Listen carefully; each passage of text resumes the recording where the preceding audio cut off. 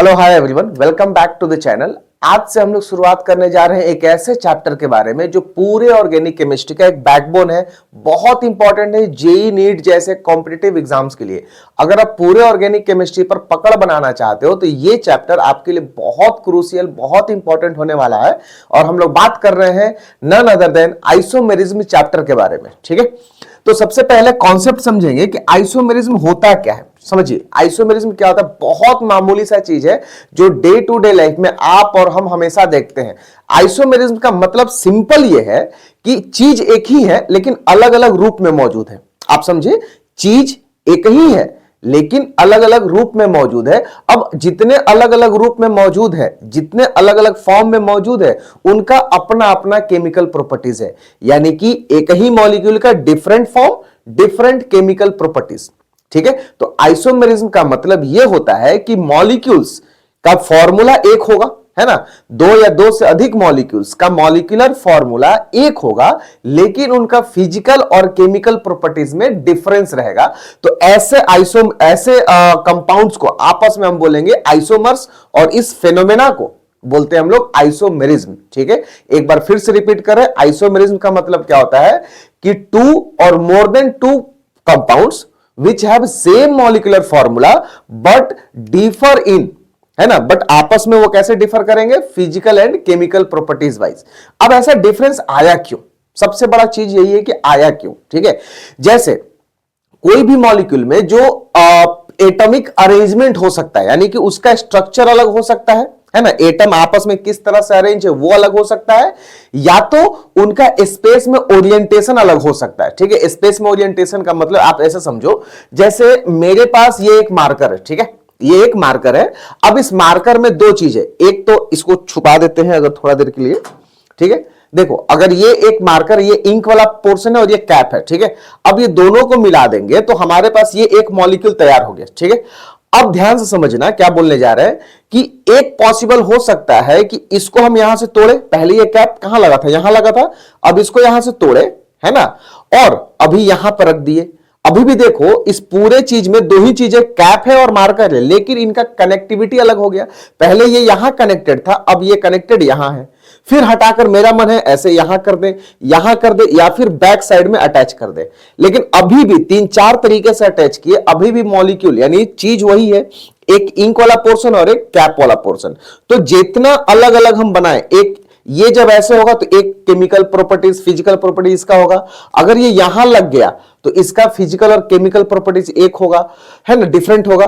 और ये यहां अगर लग गया तो इसका कुछ और अपना फिजिकल प्रॉपर्टीज होगा, केमिकल प्रॉपर्टीज होगा। तो ये तीन तरह से हमने आपको दिखाया, एक यहां लगा के, एक यहां लगा के, एक यहां लगा के। तीनों टाइम मार्कर ही था, इंक ही था, यानी मॉलिक्यूल सेम ही था, बट इनका attachment, arrangement of atoms, connectivity of atoms अलग था। ठीक है, जिसके कारण से तीन अलग अलग फिजिकल केमिकल प्रॉपर्टी के जैसा केमिकल कंपाउंड्स हमें मिले, अलग अलग, एक यहां, दूसरा यहां, तीसरा यहां। ठीक है, तो इन सबको, तीनों का आपस में क्या बोलेंगे, आइसोमर्स। तीनों का आपस में क्या बोलेंगे, आइसोमर्स। आई होप कि आप ये कॉन्सेप्ट समझ गए होंगे आइसोमर का मतलब क्या होता है। अब ये जो फेनोमेना है ना, कभी ये ऐसे रह रहा है, कभी ऐसे रह रहा है, कभी ये ऐसे रह रहा है, इसी को बोलते हैं आइसोमेरिज्म, है ना। Isomerism is the phenomena of existence in different form by A molecule. ठीक है, अब दूसरा अरेंजमेंट क्या हो सकता है, एक तो कनेक्टिविटी अलग हो गया, दूसरा ये हो सकता है कि भाई कनेक्टिविटी हम नहीं तोड़ रहे, कनेक्टिविटी यहीं पर है। अब ये खाली घूम रहा है, कभी ये यहां है, कभी ये यहां है, कभी यहां है, घूम रहा है, स्पेस में अलग अलग अरेंजमेंट है ना, घूम रहा है। तो इसके कारण से एक और तरह का डिफरेंट आइसोमर्स मिलता है। ठीक है, अब जरा समझिए, आइसोमरिज्म का डेफिनेशन समझ लो कि कंपाउंड्स जिसका molecular formula same but they are differ in physical and chemical properties, है ना, then they are said to be called as a, आपस में क्या बोलेंगे, आइसोमर्स बोलेंगे, और इस पूरे फेनोमेना को बोलेंगे आइसोमेरिज्म। ठीक है, अब ये डिफरेंट फॉर्म में कैसे एग्जिस्ट करते हैं, इसके कारण से दो टाइप, मेजरली दो टाइप में बांटते हैं हम लोग आइसोमेरिज्म को। एक तो बांटते हैं स्ट्रक्चरल आइसोमेरिज्म में, और दूसरा बांटते हैं स्टीरियो आइसोमेरिज्म में। स्ट्रक्चरल कौन सा था, जहां पर कनेक्टिविटी हमने तोड़ दिया, है ना, एटम का कनेक्टिविटी डिफरेंट है। तो जब एटम का कनेक्टिविटी डिफरेंट है तो याद करो आईयूपीएससी के अनुसार पोजीशन हमें देना होता है ना। तो पोजीशन देना है, नेमिंग करना है मेन चेन। तो सोचो यहां पर जब था तो चेन पूरा इतना लंबा था, हमने इसको तोड़ा, यहां लगा दिया तो चेन छोटा हो गया। बात समझ गए? यानी कि आईयूपीएसी चेंज होगा, कनेक्टिविटी चेंज हो रहा है। तो अगर कनेक्टिविटी चेंज हुआ तो इस आइसोमेरिज्म को हम लोग बोलते हैं स्ट्रक्चरल आइसोमेरिज्म। क्लियर है क्या? अगर एटम का मॉलिक्यूल के अंदर में एटम का कनेक्टिविटी अलग हो गया और अलग अलग फॉर्म मिला, तो जितना भी फॉर्म होगा सबका आईयूपीएसी नेम भी डिफरेंट होगा। और ऐसे तरह के आइसोमेरिज्म को हम लोग बोलते हैं स्ट्रक्चरल आइसोमेरिज्म। क्लियर है क्या? लेकिन हमने तो घुमाया था ना एक, है ना, जो स्पेस में अलग अलग होता है। तो अगर स्पेस में ओरिएंटेशन अलग अलग है तो हम उसको बोलेंगे स्टीरियो आइसोमेरिज्म या फिर स्पैटियल आइसोमेरिज्म। क्लियर है क्या? स्टीरियो आइसोमेरिज्म या फिर स्पैटियल या फिर स्पेस आइसोमेरिज्म भी बोलते हैं।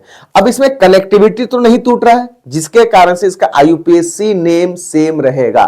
तो स्ट्रक्चरल आइसोमर्स का आपस में आईयूपीएसी नेम अलग होता है, स्टीरियो का आईयूपीएसी नेम सेम होता है। ठीक है, अब स्ट्रक्चर के बारे में इस वीडियो में पर्टिकुलर हम लोग बात करने वाले हैं स्ट्रक्चरल आइसोमेरिज्म के बारे में। स्टीरियो के बारे में हम अलग से एक वीडियो देखेंगे, नहीं तो ये पूरा एक चैप्टर इतना बड़ा है कि बहुत लेंदी हो जाएगा और आप भी शायद बोर हो जाओगे, है ना। तो वीडियो को शॉर्ट करने के लिए हम लोग पार्ट बाय पार्ट पढ़ने वाले हैं। इस वीडियो में पढ़ेंगे हम लोग स्ट्रक्चरल आइसोमेरिज्म। ठीक है, अब स्ट्रक्चरल आइसोमेरिज्म में क्या क्या चेंज हो सकता है। जैसे यहां पर सोचो कि यहां पर एक कुछ कैप है ना, इतना लंबा चेन है, हमने इसको तोड़ दिया, चेन छोटा हो गया। तो अगर चेन में कुछ बदलाव आ जाए तो चेन आइसोमेरिज्म बोलेंगे। पोजीशन यहां था, कभी यहां आ गया, है ना, तो पोजीशन बदलाव आ जाए तो पोजीशन आइसोमर बोलेंगे। इस तरह से स्ट्रक्चरल आइसोमेरिज्म को 6 पार्ट में बांटा गया है। ठीक है, structural isomerism divided into 6 part. पहला क्या है? Chain isomerism. ठीक है, इसको लिखेंगे C से, चेन आइसोमेरिज्म। दूसरा क्या है? Positional isomerism. तीसरा क्या है? फंक्शनल आइसोमेरिज्म, अगर फंक्शनल ग्रुप बदल जाए तो। ठीक है, रिंग आइसोमेरिज्म, नेक्स्ट मेटामेरिज्म और एक लास्ट है टॉटोमेरिज्म। ठीक है, इस वीडियो में टॉटोमेरिज्म के बारे में बात नहीं करेंगे हम लोग, सिर्फ 5 के बारे में बात करेंगे। पहला चेन से लेकर मेटामेरिज्म। क्यों? टॉटोमेरिज्म एक थोड़ा सा लेंदी है, तो इस पर एक स्पेसिफिक वीडियो बनाना ज्यादा सही रहेगा। ठीक है, तो ये रहा 6 क्लासिफिकेशन स्ट्रक्चरल का। ठीक है, अब स्टीरियो को देखें तो स्टीरियो को 2 पार्ट में आगे डिवाइड करते हैं। एक तो होता है कॉन्फॉर्मेशनल और एक होता है कॉन्फिगरेशनल। ठीक है, conformational and configurational. Again configurational है डिवाइडेड इनटू 2 पार्ट। एक होता है ज्योमेट्रिकल आइसोमेरिज्म, जिसको हम लोग शॉर्ट में बोलेंगे GI, और एक होता है ऑप्टिकल आइसोमेरिज्म, जिसको शॉर्ट में हम बोलेंगे OI। ठीक है, आई होप कि आपको आइसोमेरिज्म का क्लासिफिकेशन बहुत अच्छे समझ में आया होगा। ठीक है, अब देखते हैं एक एक का डेफिनेशन शुरुआत से। आइसोमेरिज्म का डेफिनेशन हमने देख लिया, अब स्ट्रक्चरल का डेफिनेशन। स्ट्रक्चरल का डेफिनेशन क्यों ऐसा आता है, देखो जरा ध्यान से, कि इट इज ड्यू टू, यानी स्ट्रक्चरल आइसोमेरिज्म क्यों होता है? It is due to different molecular structure का अरेंजमेंट अलग अलग है ना। मॉलिक्यूल के अंदर में जो एटम है ना, उनका अरेंजमेंट अलग अलग है, बट ओवरऑल उनका मॉलिक्यूलर फॉर्मूला क्या रहेगा? सेम रहेगा, जिसके वजह से उनका केमिकल प्रॉपर्टीज में क्या आएगा? डिफरेंस आएगा। ठीक है, molecular formula same, arrangement of atoms अलग, तो मॉलिक्यूलर प्रॉपर्टीज, उनका केमिकल फिजिकल प्रॉपर्टीज क्या आएगा? अलग आएगा। तो इस तरह के चीजों को हम लोग बोलेंगे स्ट्रक्चरल आइसोमेरिज्म। ठीक है, जरा एक और चीज देखो ध्यान से, यहां पर अगर हम बात करेंगे, फॉर एग्जाम्पल जैसे मान लिया जाए कि यहां पर ये एटम ऐसे है ना, और यहां पर हमने लगा दिया। ठीक है, एक और लगा देते हैं थोड़ा सा ज्यादा अच्छे समझने के लिए, ऐसे लगा दिया और हमने यहां पर क्लोरीन लगा दिया। तो अगर देखो नंबरिंग करो 1 2 3 4 और ये रहा 5। ठीक है, तो 3 नंबर पे क्लोरीन है। अब मैं क्या करूंगा कि इस 3 क्लोरीन को उठाकर 4 नंबर पे या फिर 5 नंबर पे ऐसे रख देते हैं। ठीक है, तो देखो क्या हो जाएगा, अगर यहां पर क्लोरीन आ गया तो क्या क्लोरीन का पोजीशन चेंज हुआ कि नहीं हुआ? तो अगर हमने यहां पर क्या किया, यहां से इसको तोड़ा और यहां पर जाकर ऐड कर दिया, तो कनेक्टिविटी तोड़कर कनेक्टिविटी दूसरा कर दिए, है ना। तो इसको हम लोग बोलते हैं स्ट्रक्चरल आइसोमेरिज्म। क्या बोलेंगे इसको? Structural isomerism. ठीक है, अब सिमिलरली अगर हम चाहते हैं तो ऐसे भी तो कर सकते थे ना, एक तरह का, जैसे देखो यहां पर क्या कर रहे हैं कि फॉर एग्जाम्पल हमने क्या किया, C डबल बॉन्ड C, यहां पर एक CH3 है, यहां पर एक Cl है, अगेन Cl यहां पर है और एक यहां पर, फॉर एग्जाम्पल यहां पर हमने इथाइल दे दिया। तो जरा देखो यहां पर कि ये क्लोरीन और ये क्लोरीन सेम साइड में है, है ना, क्लोरीन क्लोरीन क्या है, सेम साइड में है, इसी कार्बन से जुड़ा हुआ। अब हम क्या करेंगे ना, इसी कार्बन कनेक्टिविटी सेम रखेंगे, है ना, किसी एक क्लोरीन को ऊपर और एक मिथाइल को नीचे करेंगे। यहां पर देखो एक क्लोरीन ऊपर हो गया और ये मिथाइल नीचे हो गया, जबकि इस कार्बन पर कोई चेंज नहीं करेंगे। यहां पर हो गया इथाइल और यहां पर रहेगा क्लोरीन।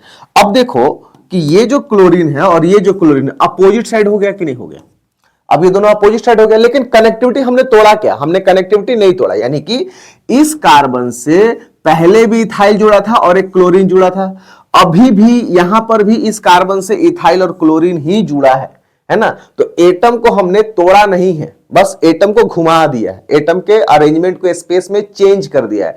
तो इस तरह का जो आइसोमेरिज्म है ना, हालांकि इसको बोलते हैं ज्योमेट्रिकल आइसोमेरिज्म, लेकिन ओवरऑल क्या बोल देंगे, स्टीरियो आइसोमेरिज्म। आई होप कि स्ट्रक्चरल और स्टीरियो आप समझ चुके होंगे, ठीक है। अब स्ट्रक्चरल जब आप समझ गए, तो स्ट्रक्चरल हमने बोला कि इस वीडियो में 5 टाइप के बारे में बात करेंगे। तो चलो देखते हैं एक एक टाइप के बारे में, ठीक है। तो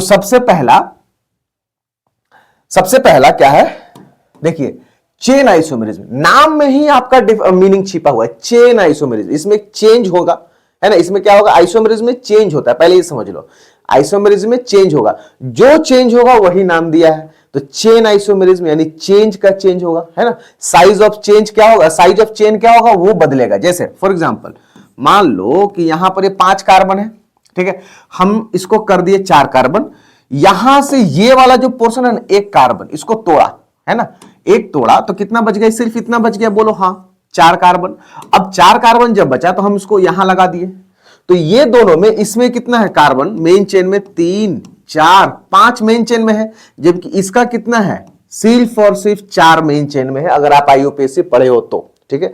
तो चेन, मेन चेन का साइज बदल गया, तो हम इन सबको आपस में क्या बोलेंगे, बोलिए, इन सबको आपस में क्या बोलेंगे, chain isomerism.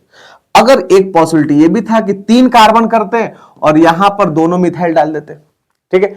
Molecular formula same रहना चाहिए, ध्यान देने वाली बात है, ठीक है, इसमें सबका मॉलिक्यूलर फॉर्मूला सेम है, ठीक है।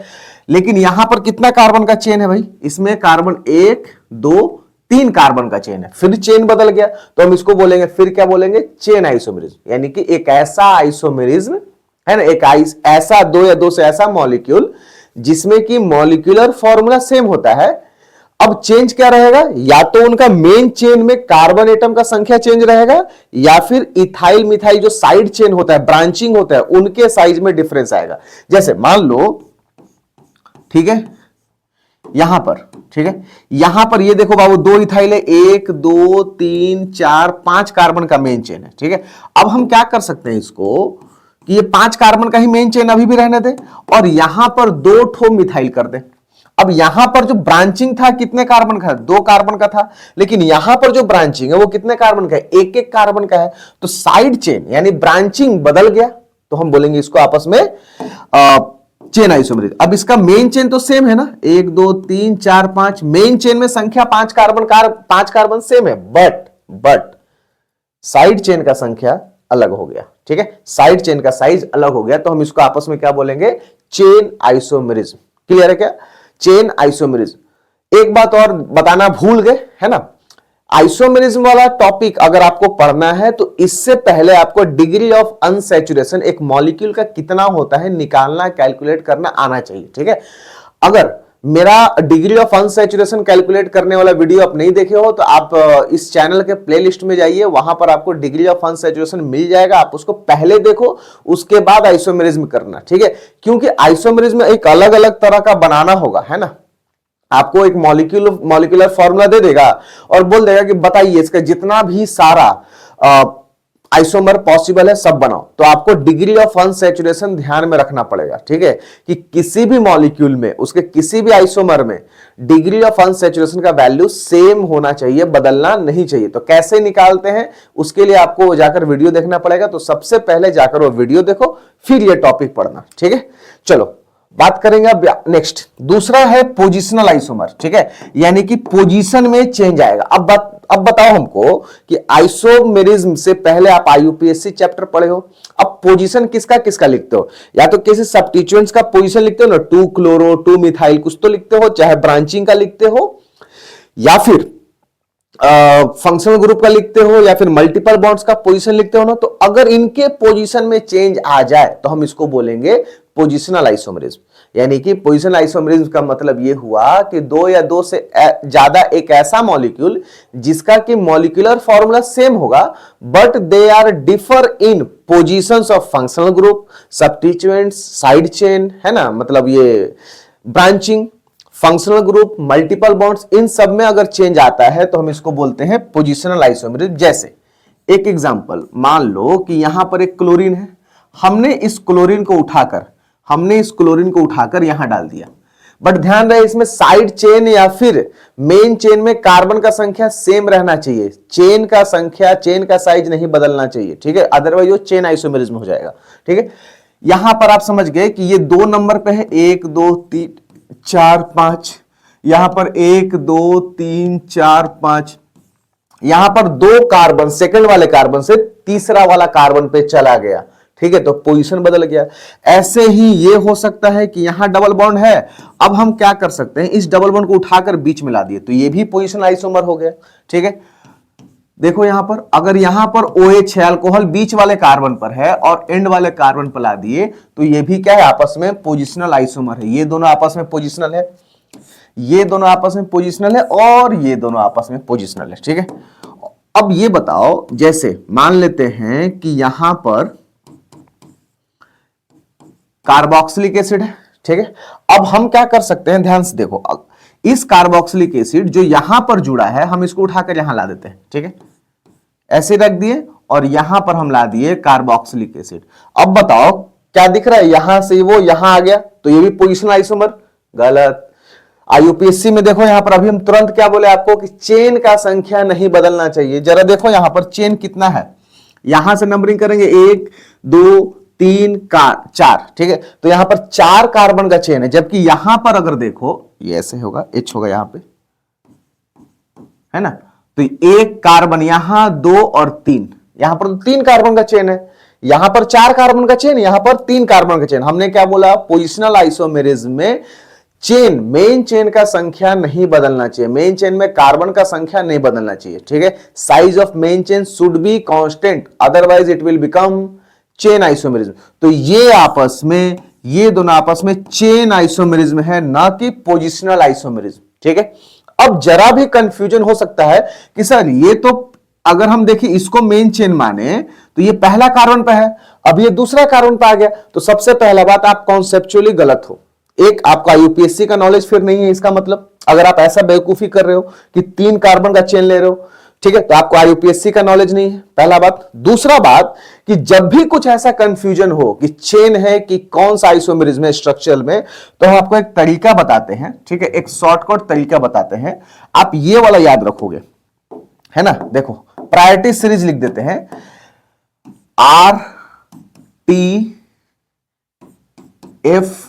RTFMCP, ध्यान से देख लो, RTFMCP ये स्ट्रक्चरल आइसोमेरिज्म का प्रायोरिटी ऑर्डर है।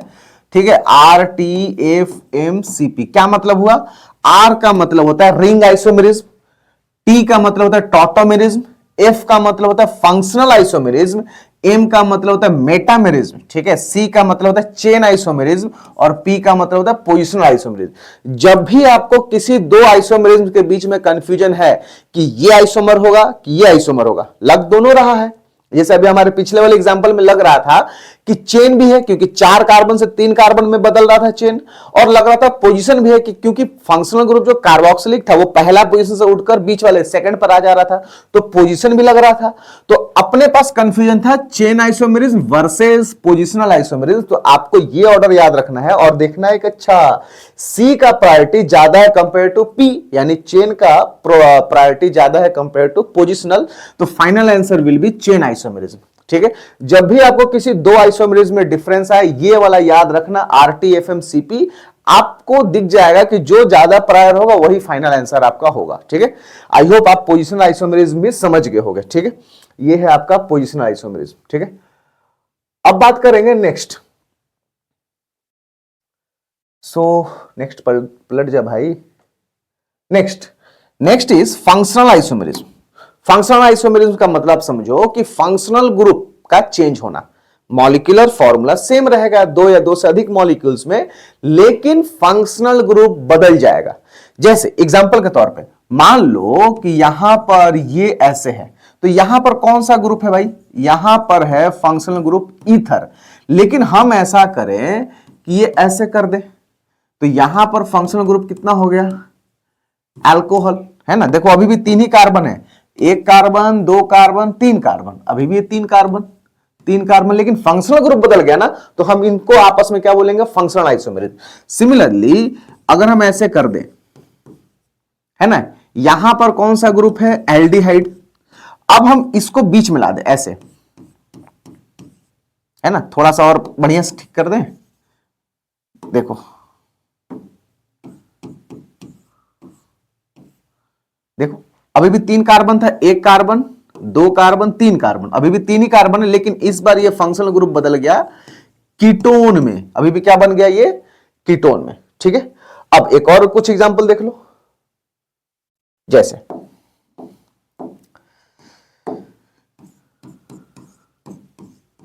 मान लो कि यहां पर ये है और यहां पर ये है, तो अभी ये कौन सा फंक्शनल ग्रुप है, ईस्टर है। देखिए ये वाला क्या है, ईस्टर है। ठीक है, अब हम इसको अंदर लाते हैं। ठीक है, एक दो तीन चार, एक दो तीन चार, अब ये बन गया कार्बोक्सिलिक एसिड। सब कुछ वही है, उतना ही कार्बन है, उतना ही ऑक्सीजन है, उतना ही हाइड्रोजन है, मॉलिक्यूलर फॉर्मूला सेम है, लेकिन फंक्शनल ग्रुप बदल रहा है। तो अगर फंक्शनल ग्रुप बदलने लगे तो आप समझ जाइए कि वो कौन सा आइसोमर होगा, वो होगा फंक्शनल आइसोमरिज्म। ठीक है, चलिए बात करते हैं next. And the next we have ring chain isomerism. Ring chain isomerism का मतलब क्या होता है कि अगर दो या दो से अधिक मॉलिक्यूल्स जिसका मॉलिक्यूलर फॉर्मूला सेम है, लेकिन उसमें रिंग्स में, है ना, नंबर ऑफ रिंग्स में चेंज आ रहा है, या तो पहले एक मॉलिक्यूल में 0 रिंग है, अभी दूसरा वाले मॉलिक्यूल में 1 रिंग आ गया, या फिर तीसरा वाले मॉलिक्यूल में 2 रिंग आ गया। क्लियर है क्या, ध्यान रहना चाहिए, degree of unsaturation must be same in all the molecules which are, मतलब जो कि आइसोमेरिज्म शो कर सकते हैं। ठीक है, तो रिंग चेन आइसोमेरिज्म में नंबर ऑफ रिंग्स में बदलाव आएगा। जैसे मान लो फॉर एग्जांपल, कैसे बोले, मान लेते हैं कि ऐसे है, इसमें कितना रिंग आपको दिख रहा है, एक तो रिंग ये दिख रहा है और एक रिंग ये दिख रहा है, 2 रिंग है इसमें। इसमें कितना रिंग है, 2 रिंग। अब हम इतना 6 कार्बन है ना, इसमें टोटल 6 कार्बन, तो हम बनाना चाहें ऐसे, ये 4 कार्बन साइक्लिक ब्यूटेन में आ गया और 2 कार्बन बाहर आ गया। डीओयू इसका देखो, इसका 2 मिलाकर हुआ, इसका भी डीओयू 2 ही है। ठीक है, हम चाहें तो ऐसे भी तो बना सकते थे, ये भी हो सकता था। तो ये और ये दोनों आपस में रिंग नहीं है ना, ये दोनों आपस में रिंग चेन, रिंग आइसोमेरिज्म नहीं है, ध्यान रहे। ठीक है, बट ये दोनों आपस में रिंग है, ये दोनों आपस में रिंग है, ये दोनों आपस में रिंग है। अब बोलोगे सर ये दोनों आपस में फिर क्या है, ये दोनों आपस में क्या है, समझो क्या है फिर।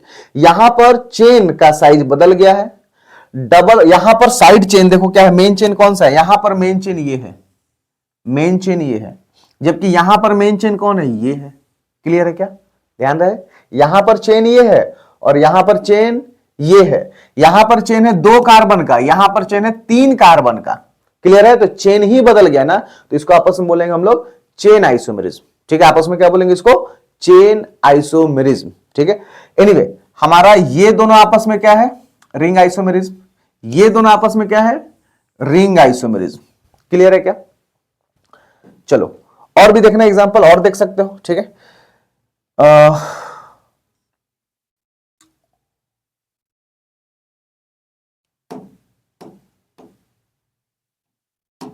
जैसे मान लेते हैं कि अपने पास एक ये है और 2 ये है। ठीक है, इसका डिग्री ऑफ अनसैचुरेशन कितना है, 2 है, और इसमें रिंग कितना है, 2 है। अब हम बोले ऐसे, ठीक है, इसमें रिंग 2 है, इसमें रिंग 1 है, तो ये भी दोनों आपस में क्या है, रिंग चेन आइसोमेरिज्म। ठीक है, नेक्स्ट, अगर आपको कंफ्यूजन हो रहा होगा कि कैसे पहचाने, इसका मतलब आपने 2 चीज अच्छे से नहीं पढ़ा है। एक तो डिग्री ऑफ अनसैचुरेशन कैलकुलेट करना नहीं सीखे, और दूसरा आईयूपीएससी में कुछ ना कुछ आपका बैकलॉग रह गया है या फिर पढ़े ही नहीं है ठीक से। ठीक है, चलो पांचवा आइसोमेरिज्म देखते हैं, मेटामेरिज्म। मेटामेरिज्म का मतलब देखो समझो, पहले सबसे पहले दो तरह के फंक्शनल ग्रुप होते हैं। एक ऐसे फंक्शनल ग्रुप जो कि मेन चेन के एंड में लगते हैं, है ना, जिनमें कार्बन होता है और वो मेन चेन के एंड में लगते हैं, पहला। और दूसरा फंक्शनल ग्रुप ऐसे जो बीच में लगते हैं, जैसे कीटोन, समझ गए, ईस्टर, ये सब कहां आते हैं, बीच में आते हैं, यानी पूरे चेन के बीच में आएंगे। यानी कि इधर भी रहेगा फंक्शनल ग्रुप के लेफ्ट में भी कुछ रहेगा चेन, राइट में भी कुछ चेन रहेगा, और वो खुद बीच में रहेगा, ठीक है। तो ऐसे फंक्शनल ग्रुप को बोलते हैं पॉलीवैलेंट फंक्शनल ग्रुप, या फिर chain dividing functional group, chain को डिवाइड करने वाला फंक्शनल ग्रुप, ठीक है। जैसे ईथर एक चेन डिवाइडिंग फंक्शनल ग्रुप है, इधर भी लग सकता है कुछ, इधर भी लग सकता है, ठीक है। अब इसमें क्या होता है कि मेटामेरिज्म जब भी शो होगा तो चेन डिवाइडिंग फंक्शनल ग्रुप के प्रेजेंस में ही शो होगा। और वो कैसे होता है जरा समझाते हैं, ठीक है। अगर देखो ये ईथर है, दोनों साइड कितना कितना कार्बन है, दो दो कार्बन है। इस साइड कितना कार्बन, दो कार्बन, इस साइड भी कितना कार्बन, दो कार्बन। ध्यान रहे फंक्शनल ग्रुप नहीं बदलना चाहिए इसमें, है ना, इसमें फंक्शनल ग्रुप नहीं बदलना चाहिए। ईथर है तो ईथर ही रहेगा। अब हम यहां पर इसको ऐसे कर देते हैं कि एक तरफ 3 कार्बन कर दिए, एक तरफ 3 कार्बन और एक तरफ 1 कार्बन, ठीक है। तो अब तो हो गया इधर 1 कार्बन और इधर कितना हो गया, 3 कार्बन, ठीक है। तो ये दोनों में ईथर अभी भी है और तब भी ईथर है, लेकिन अराउंड, है ना, around the chain dividing functional group size of carbon बदला कि नहीं बदला। अगर ऐसा बदला, ऐसा हुआ, तो हम इसी को बोलते हैं मेटामेरिज्म। जैसे एक और एग्जांपल बढ़िया से बताया, देखो ये है आपके पास ईस्टर, हमने यहां पर कर दिया 1 कार्बन, ठीक है, हमने यहां पर कर दिया 3 कार्बन, क्लियर है क्या। अब हम क्या कर रहे हैं ना कि इधर से 1 कार्बन उठाकर उधर डाल देते हैं, तो यहां पर अभी भी ये ईस्टर ही रखना है, और इधर 2 कार्बन कर दिए, 1 कार्बन ही 1 कार्बन ही, और इधर कितना कर दिए, ये 3 था ना, तो इधर 2 कर दो, एक ये दोनों आपस में क्या कहलाएगा, ये दोनों आपस में मेटामर्स कहलाएगा। अभी भी ईस्टर है ये, अभी भी ये ईस्टर है। Functional group should not change in metamerism. ये अभी भी ईथर है, ये अभी भी ईथर है, ईथर ही रहना चाहिए, ठीक है। और एग्जांपल अगर आपको देखना है तो देखिए, जैसे मान लो कि यहां पर NH ये है और इधर है 2, ये 2 डिग्री अमाइड है, ये क्या है, 2 डिग्री, सॉरी अमीन है, अमाइड नहीं, ये 2 डिग्री अमीन है। अब हम क्या कर रहे हैं कि यहां पर भी इसको 2 डिग्री ही रखना है। डिग्री ऑफ अमीन बदल गया तो फंक्शनल ग्रुप बदल जाएगा, ध्यान रहे, डिग्री बदलने का मतलब फंक्शनल आइसोमेरिज्म हो जाएगा, ठीक है। इधर कितना इधर कितना कर दिए, 3 कार्बन, उधर कितना कर दिए, 1 कार्बन, तो 3 कार्बन 1 कार्बन, इधर कितना था भाई, 2 कार्बन, इधर भी कितना था, 2 कार्बन।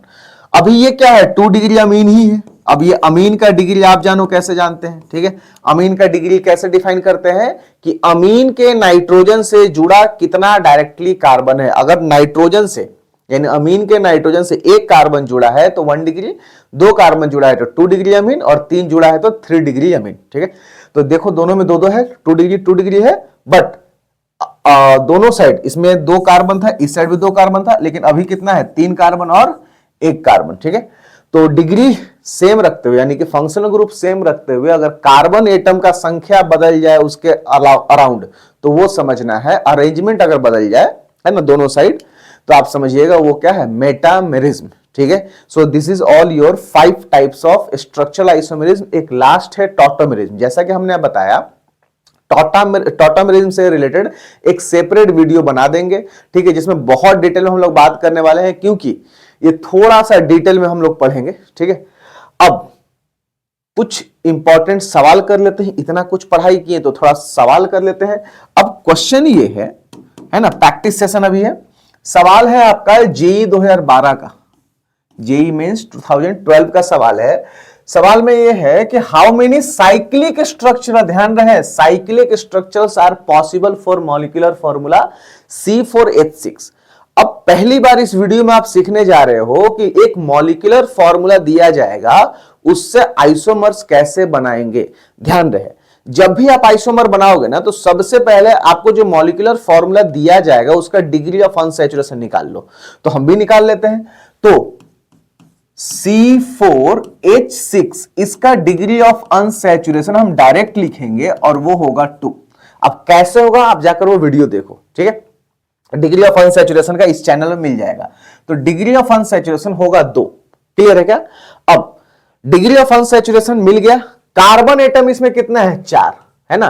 तो आप चाहे कुछ भी जैसा मन है वैसा मॉलिक्यूल बना दो, लेकिन सारे मॉलिक्यूल्स में डिग्री ऑफ अनसैचुरेशन हमेशा 2 ही रहना चाहिए और कार्बन एटम का संख्या भी सेम रहना चाहिए। तो जितना भी तरह का चीज बनेगा सब आपस में कोई ना कोई पक्का आइसोमर होगा ही होगा, ठीक है। तो 2 या 2 से अधिक मॉलिक्यूल्स आपस में आइसोमर्स होगा कब? जब पहला उनका मॉलिक्यूलर फॉर्मूला सेम रहेगा और उनके बीच में है ना डिग्री ऑफ अनसैचुरेशन वगैरह सब कुछ सेम रहेगा, तो हम समझ जाएंगे कि वो कोई ना कोई आइसोमर जरूर है। अब बनाना तो अपने को बहुत सारा बन सकता है, लेकिन हमको आंसर में चाहिए, क्वेश्चन में चाहिए क्या? सिर्फ और सिर्फ साइक्लिक, ठीक है। अब एक बात बताओ, हम सपोज कर रहे हैं कि आपने डिग्री ऑफ अनसैचुरेशन पढ़ लिया, वीडियो देख लिया है, तो 2 का मतलब क्या होता है? डिग्री ऑफ अनसैचुरेशन 2 का मतलब या तो 2 पाई बॉन्ड हो, या तो 2 रिंग हो, या तो 1 रिंग और 1 पाई बॉन्ड हो, ठीक है। तो सबसे पहले अगर हम बनाना चाहें, है ना, आउट ऑफ द क्वेश्चन जाकर बना रहे हैं, तो 4 कार्बन हमने बना दिया। अब 4 कार्बन में 2 पाई दे सकते हैं ना, देखो इसका आइसोमर ये है 1।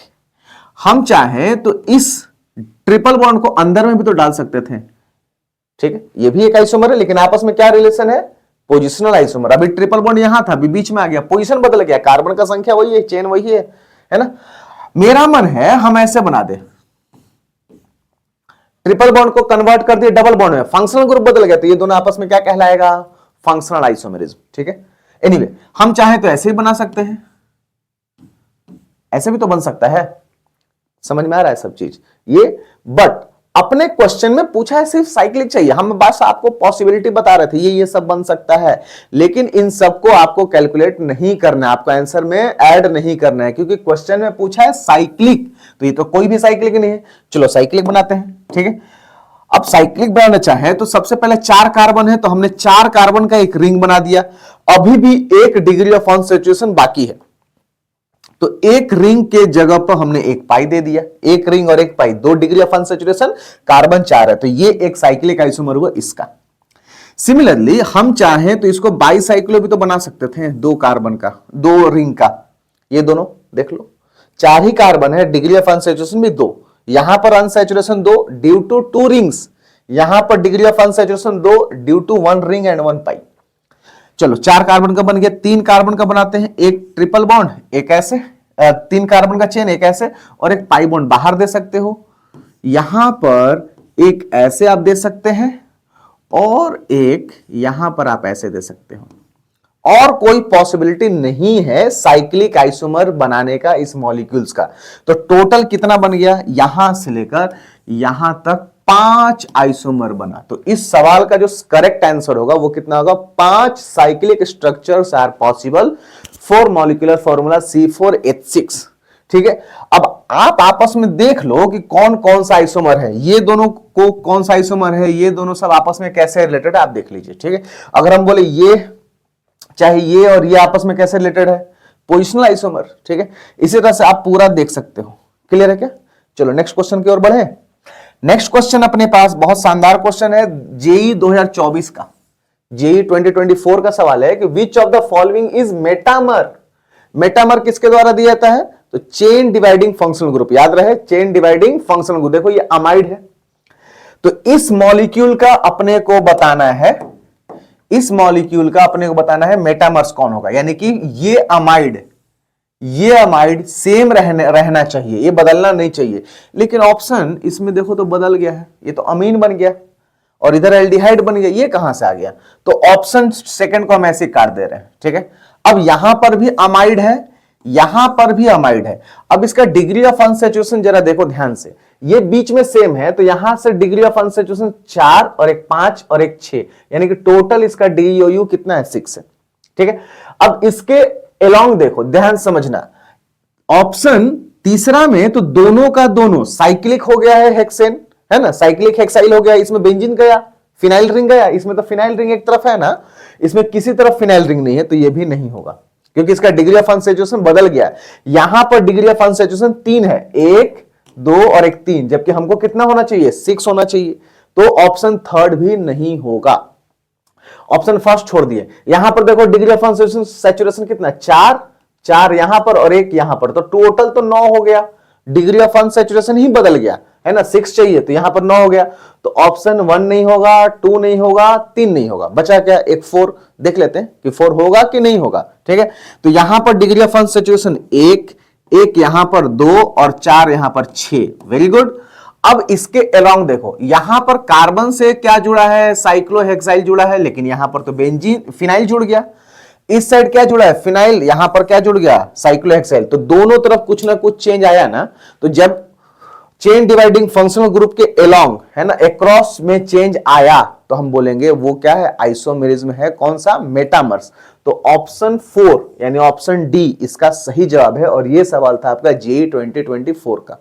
ठीक है, चलिए नेक्स्ट सवाल देखते हैं हम लोग। नेक्स्ट सवाल में बोल रहा है, ये है जेईई 2015 का सवाल, बहुत ही आसान है। Which of the following pair of compounds are positional isomers. Positional isomers आपको बताना है ना। यहां पर देखो टोटल कार्बन कितना है, 1 2 3 4 5 कार्बन का चेन है, और यहां पर है ketone. Functional group is ketone. यहां पर भी 1 2 3 4 5, यहां पर नंबरिंग करें 1 2 3 4 5, यानी कि सेकंड नंबर पे कीटोन है। यहां पर भी 5 ही है मेन चेन में, लेकिन तीसरा नंबर पे कीटोन। वेरी गुड, पहला ही ऑप्शन हमें मिल गया। 5 मेन चेन है कार्बन का, यहां पर भी चेन वही है, लेकिन सेकंड से थर्ड पे चला गया कीटोन, तो ये पोजिशनल फंक्शनल ग्रुप हो गया। तो आंसर हो जाएगा अपना इस सवाल का ए। बाकी ऑप्शन को वेरीफाई कर लेते हैं ना। यहां पर देखो एल्डिहाइड है CHO, यहां पर क्या बन गया, कीटोन। तो ये आपस में कौन सा फंक्शनल ग्रुप आइसोमर कहला गया, फंक्शनल ग्रुप बदल गया तो फंक्शनल आइसोमर कहलाया। चेन 5 ही है ना, 1 2 3 4 5। हाँ, फंक्शनल ग्रुप बदला तो ये आपस में क्या है, फंक्शनल आइसोमेरिज्म है, ना कि पोजिशनल आइसोमेरिज्म है। ठीक, यहां पर देखो, यहां पर क्या है, कीटोन है, जबकि यहां पर फिर क्या बन गया, एल्डिहाइड। फिर क्या बन गया, एल्डिहाइड, फिर फंक्शनल ग्रुप चेंज हो गया। यहां पर देखो कीटोन एल्डिहाइड, फिर फंक्शनल ग्रुप चेंज हो गया। तो फंक्शनल ग्रुप बदलना नहीं चाहिए, अदरवाइज वो क्या हो जाएगा, फंक्शनल आइसोमर। ठीक है, तो हमसे पूछा है पोजिशनल आइसोमर, तो ऑप्शन क्या हो जाएगा, ए इज द करेक्ट आंसर। ये सवाल था जेईई 2015 का। चलिए एक और सवाल देखते हैं। इसमें बोला कि which of the following pair of compounds are not positional. अच्छा, वेरी गुड, इस बार पूछा कि नॉट पोजिशनल। ठीक है, सवाल देखो, ऑप्शन देखते हैं अब।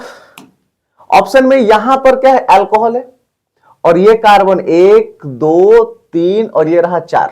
ठीक है, नेक्स्ट, यहां पर भी अल्कोहल है। वेरी गुड, फंक्शनल ग्रुप नहीं बदला। 1 2 3 4, यहां पर तो 1 पर अल्कोहल है, जबकि यहां पर कितने पर अल्कोहल है, 2 नंबर पर अल्कोहल हो गया, तो पोजिशनल आइसोमर। ये तो पोजिशनल आइसोमर हो गया। सिमिलरली यहां पर ईथर है, यहां पर भी ईथर है, लेकिन ईथर के इस साइड और इस साइड देख लो, है ना, यहां पर मतलब इसको लेकर ऐसे, इसको लेकर, है ना, 1 2 3 4, इधर भी कितना 4। अब उनका अरेंजमेंट बदल गया है ना, पोजीशंस बदल गया है, तो ये भी एक तरह का क्या है, पोजिशनल आइसोमेरिज्म ही है। ठीक है, नेक्स्ट, यहां पर देखो कितना फंक्शनल ग्रुप क्या है, कार्बोक्सिलिक एसिड, यहां पर भी कार्बोक्सिलिक एसिड। ठीक है, वेरी गुड, 1 2 3 4 कार्बन का मेन चेन है, जबकि यहां पर कितना है, 1 2 3। यही एग्जाम्पल तो लिए थे ना हम अपने उसमें, तो यहां पर 3 कार्बन का चेन ही बदल गया, यहां पर 4 कार्बन का चेन है ना, और यहां पर 3 कार्बन का चेन। तो ये है चेन आइसोमेरिज्म, यानी कि ये पोजिशनल नहीं है। तो सवाल में तो पूछा है, यानी कि ऑप्शन थर्ड हो जाएगा।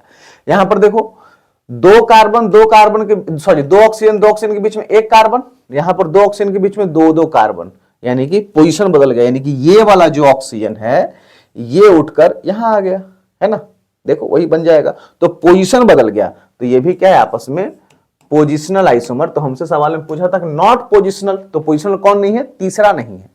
ठीक है, चलो एक लास्ट सवाल देखते हैं। बोल रहा है सवाल में कि which of the following pair of compounds R ring chain isomerism. ठीक है, रिंग चेन आइसोमेरिज्म हमने क्या बोला, चेन का संख्या बदलना चाहिए। देखो यहां पर बोलोगे सर इसमें तो कोई चेन नहीं है, जबकि इसमें एक चेन है, तो चेन तो बदल गया, 0 से 1 हो गया। सही बात है, लेकिन आपस में आइसोमर ही नहीं है, क्योंकि इसका DOU 0 और इसका DOU 1।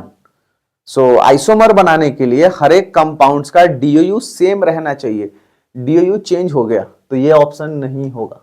सिमिलरली देखो यहां पर DOU सब कुछ सेम है 4 4, लेकिन Cl यहां पर था अभी यहां पर आ गया, पोजीशन बदल गया। ठीक है, तो ये तो नहीं है रिंग चेन। यहां पर देख लेते हैं, यहां पर डिग्री ऑफ अनसैचुरेशन 1 है, यहां पर डिग्री ऑफ अनसैचुरेशन भी 1 है। कितना कार्बन है? 1 2 3 कार्बन, यहां पर भी 3 ही कार्बन।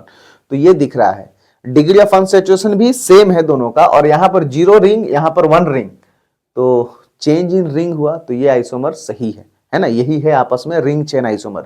यहां पर देखो एक ही रिंग है, यहां पर भी एक ही रिंग है, तो DOU एक एक है, लेकिन चेन में रिंग में तो संख्या में बदलाव नहीं आया, नंबर ऑफ रिंग्स में सेम, नंबर ऑफ रिंग्स क्या है? सेम ही है।